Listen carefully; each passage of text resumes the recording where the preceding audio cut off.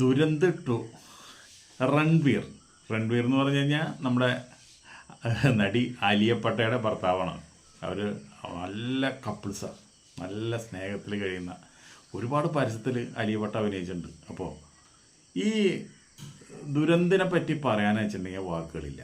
കാരണം എന്താണെന്ന് വെച്ചിട്ടുണ്ടെങ്കിൽ ഇങ്ങനെയൊക്കെ സിനിമ പിടിക്കാൻ പറ്റുമോ? അതാണ് ഞാൻ ചോദിക്കുന്നത്. ഒരു 3 മണിക്കൂറും 49 മിനിറ്റും ഈ പ്രേക്ഷകരെ പിടിച്ചിരുത്താന്ന് പറഞ്ഞു കഴിഞ്ഞാൽ ചില്ലറ കഴിവൊന്നും പോരാ. അതിന് ശരിക്കും പറഞ്ഞു കഴിഞ്ഞാൽ ഇതൊരു അത്ഭുതമാണെന്ന് പറയാം.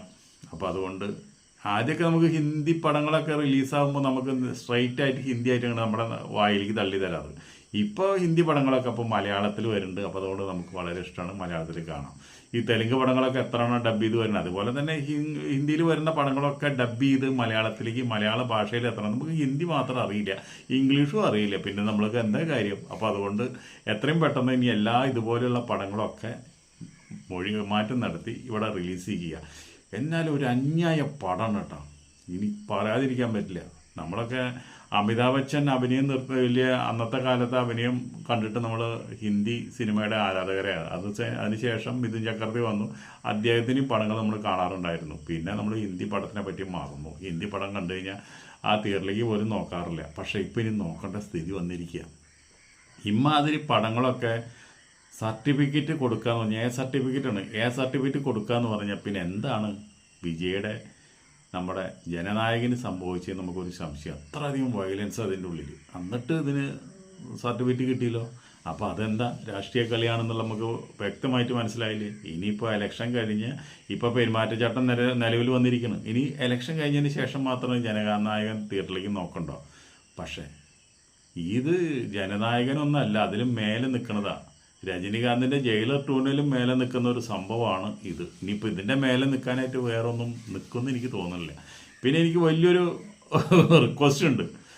ഈ പാൻ ഇന്ത്യ പടം എന്ന് പറഞ്ഞിട്ട് നമ്മുടെ മലയാളത്തിലുള്ള പൃഥ്വിരാജും അതുപോലെ കുറച്ച് ആൾക്കാരും തള്ളാറുണ്ട്. ഇപ്പോൾ അത് ഒരു പടം കൂടി മമ്മൂട്ടിയും മോഹൻലാലിയും വരുന്നുണ്ട്. ഇതൊക്കെ പാൻ ഇന്ത്യ പടം എന്ന് പറഞ്ഞ് തള്ളുന്നുണ്ട്. നിങ്ങളൊക്കെ പോയിട്ട് പാൻ ഇന്ത്യ പടം എന്താണെന്നുള്ളത് നിങ്ങളൊന്ന് ഈ ദുരന്തർ പോയിട്ട് കാണുക, എന്നിട്ട് മനസ്സിലാക്കുക പാൻ ഇന്ത്യ പടം എങ്ങനെയാണ് നമ്മൾ ഷൂട്ട് ചെയ്യുക എന്നുള്ളത്. അത് നിങ്ങൾക്ക് അത്യാവശ്യമാണ്. പ്രത്യേകിച്ച് പൃഥ്വിരാജ് ഞങ്ങൾ വലിയ അഹങ്കാരത്തിൽ നടക്കുന്നുണ്ട്. ഞാൻ ഉണ്ടാക്കിയ പടത്തിനേലും മേലെ ഇനി ഒരു സിനിമ ഇല്ല എന്ന് പറഞ്ഞ് നടക്കുന്ന ഒരു വ്യക്തിയാണ്. അത് മലയാളത്തിൻ്റെ ഒരു ശാപമാണ്. മലയാളത്തിലിപ്പോൾ ഒരു പാൻ ഇന്ത്യൻ പടം എന്ന് വെച്ചിട്ടുണ്ടെങ്കിൽ ഒരു 100 കോടി രൂപ ബഡ്ജറ്റ് ഇട്ടാൽ അതിൽ 80 കോടി രൂപയും നടന്മാരും ടെക്നീഷ്യന്മാരായിട്ട് കൊണ്ടുപോയി. പിന്നെ സ്ക്രീനിൽ നമ്മൾക്ക് കാണാനുള്ളത് 30 കോടി രൂപയാണ്. 30 കോടി രൂപയെന്ന് വെച്ചാൽ അവസാനമാകുമ്പോൾ എന്തുണ്ടാവും, ഒരു താടി ഒട്ടിക്കാൻ പോലും നല്ലൊരു കാശ് അതിനവിടെ ഉണ്ടാവില്ല. അതുവരെ തീർന്നുണ്ടാവും.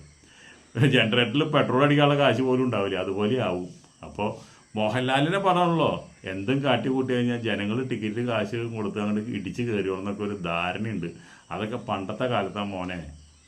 ഇനിയിപ്പോൾ മോഹൻലാലല്ല, മമ്മൂട്ടിയല്ല, കമലഹാസനല്ല, ആരഭിനയിച്ചാലും പടത്തിനെ കുറിച്ച് നല്ല റിപ്പോർട്ടുണ്ടെങ്കിൽ മാത്രമേ തിയേറ്ററിലേക്ക് രണ്ടാമത്തെ ദിവസം തൊട്ട് ആൾ വരുള്ളൂ. അല്ലെങ്കിൽ ഒരു പാട്ടി കുഞ്ഞ് പോലും തിയേറ്ററിൻ്റെ ഉള്ളിലേക്ക് തിരിഞ്ഞു നോക്കില്ല. ലാസ്റ്റ് എന്തുണ്ടാവും, വെള്ളി ശനി ഞായർ മാറ്റിനി, ബാക്കിയുള്ള ദിവസം ഫസ്റ്റും സെക്കൻഡും മാത്രം എന്ന് ബോർഡ് എഴുതി വയ്ക്കേണ്ടി വരും. അതിന് സ്ഥിതിയിലേക്കാണ് നമ്മുടെ മലയാള സിനിമാ ലോകം പോയിക്കൊണ്ടിരിക്കുന്നത്. ഇവിടെ ബഡ്ജറ്റ് ഉണ്ടായാലും 3/4 പങ്കും കൊണ്ടുപോയി തിന്നണത് ഇപ്പോൾ ഡയറക്ടർമാരും അതിൻ്റെ അതുപോലെ തന്നെ നടന്മാരുമാണ്. പിന്നെ എവിടെയാണ് സിനിമയിലേക്ക് ഇറക്കാനുള്ള കാശ്? നന്നായിട്ട് ഒന്ന് ഫ്രെയിം എടുക്കാനായിട്ടോ നല്ല നല്ല ടെക്നീഷ്യന്മാരെ കൊണ്ടുവരാനായിട്ടോ അവർ നല്ല രീതിയിൽ വർക്ക് ചെയ്യാനായിട്ടുള്ള സാഹചര്യം ഇവിടുത്തെ സിനിമാക്കാരുണ്ടാക്കി കൊടുക്കുന്നില്ല. എന്നിട്ട് മമ്മൂട്ടിയും മോഹൻലാലും അഭിനയിച്ച ഒരു പടത്തിന് പാട്രിക് എന്ന് പറഞ്ഞൊരു സിനിമയ്ക്ക് ഇപ്പോൾ പറയണമെന്നാണ് തിയേറ്ററിൽ നിന്ന് ഷെയർ കൂടുതൽ കിട്ടണമെന്ന്. മമ്മൂട്ടിയും മോഹൻലാലും തള്ളി കഴിഞ്ഞാൽ ഷെയർ കൂടുതൽ കിട്ടും. അല്ലെങ്കിൽ തന്നെ ജനങ്ങളെ തടുപിടിച്ചിട്ടിരിക്കുക. എല്ലാ തിയേറ്ററിലും 150 രൂപയ്ക്ക് ഒരു ഫാമിലിക്ക് സിനിമയ്ക്ക് പോകാൻ പറ്റില്ല, ഒറ്റയ്ക്ക് പോലും സിനിമയ്ക്ക് പോകാൻ പറ്റാത്ത അവസ്ഥയിലാണ് നിൽക്കുന്നത്. അപ്പോൾ മനുഷ്യർ സെലക്റ്റീവായിട്ട് സിനിമയെ തിയേറ്ററിൽ എക്സ്പീരിയൻസ് ചെയ്യുന്ന പടങ്ങൾ മാത്രമേ ജനങ്ങൾ പോയിട്ട് നമ്മുടെ തിയേറ്ററിൽ കാണുള്ളൂ. അല്ലാത്തവരൊക്കെ OTT വരുമ്പോൾ അതിൽ കണ്ടാൽ മതിയല്ലോ. ഇതിപ്പോൾ 500 കൊടുത്തു കഴിഞ്ഞാൽ നമുക്ക് OTT കിട്ടും. അപ്പോൾ അതുപോലെ തന്നെ മലയാള സിനിമ നശിച്ചുകൊണ്ടിരിക്കുക. അടുത്ത് തന്നെ തിയേറ്ററിലൊക്കെ പൂട്ടും. അതുപോലെ തന്നെ ഈ നടന്മാരുടെ അഹങ്കാരമൊക്കെ കുറയാൻ നിൽക്കുക.